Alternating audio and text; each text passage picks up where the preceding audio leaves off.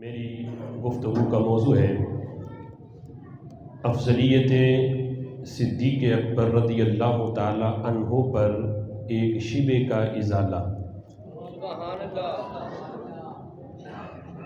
گزشتہ موضوعات میں افضلیت صدیق اکبر رضی اللہ تعالی عنہ پر بڑی تفصیل سے ہم نے گفتگو کی ہے۔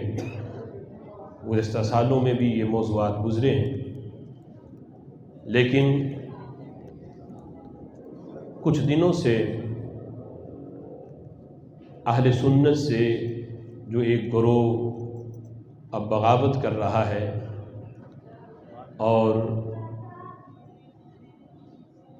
رافضیوں کے عقائد اہل سنت کے اسٹیج پہ بیان کر رہے ہیں، ان کی طرف سے چند دن پہلے افضلیت صدیق اکبر رضی اللہ تعالی عنہ پر ایک شبہ پیش کیا گیا، جس سے یہ ثابت کرنے کی کوشش کی گئی کہ افضلیت صدیق اکبر رضی اللہ تعالی عنہ کا عقیدہ یہ ظنی عقیدہ ہے، اگر کوئی اس کی مخالفت بھی کرے تو وہ اہل سنت سے خارج نہیں ہوتا۔ پہلے یہ سماعت کر لیں، ہم اہل سنت و جماعت کا یہ اجماعی اور قطعی عقیدہ ہے کہ نبیوں کے بعد افضل البشر بعد از انبیاء حضرت صدیق اکبر رضی اللہ تعالی عنہ کی ذات گرامی ہے۔ میں یہ آخر میں بیان کروں گا کہ اس عقیدے کو بیان کرنا یہ کیوں ضروری ہے۔ ہو سکتا ہے بعض لوگوں کے ذہن میں یہ سوال بھی آئے کہ اتنی شدت سے اس عقیدے کو کیوں بیان کیا جاتا ہے؟ اگر کوئی افضلیت حضرت مولا علی رضی اللہ تعالیٰ عنہ کا قائل ہو جائے تو اس سے کیا قیامت آ جائے گی؟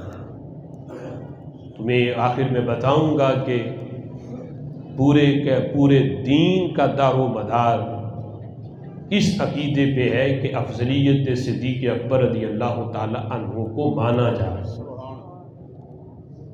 اگر اس پہ نرمی دکھائی گئی کہ کوئی بات نہیں، اگر کوئی اس کا انکار بھی کر دے تو پھر دین محفوظ نہیں رہتا۔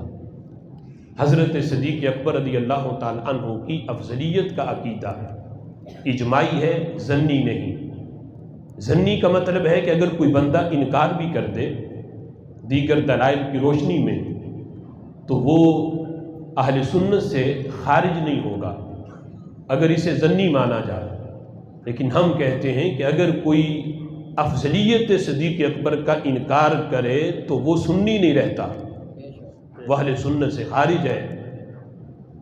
اس لیے کہ علم الکلام پہ جن لوگوں نے کتابیں لکھی عقائد پہ، تو انہوں نے یہ عقیدہ واضح لکھا اور اہل سنت کی شرائط کے اندر کے سنی ہونے کی شرطیں کیا ہیں، ان شرائط کے اندر اس بات کو بیان کیا کہ سنی ہونے کی شرط یہ ہے کہ وہ نبیوں کے بعد بشریت میں سب سے پہلا نمبر حضرت صدیق اکبر رضی اللہ تعالی عنہ کو دے، تمام صحابہ میں، بلکہ نبیوں کے بعد پوری انسانیت کے اندر وہ پہلا نمبر حضرت صدیق اکبر کو دے تو وہ سنی کہلاتا ہے۔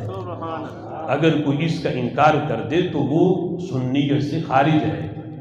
تو یہ اجماعی عقیدہ ہے، قطعی عقیدہ ہے، نہ یہ ظنی ہے اور نہ ہی اس پہ کسی قسم کا کوئی شک و شبہ ہے۔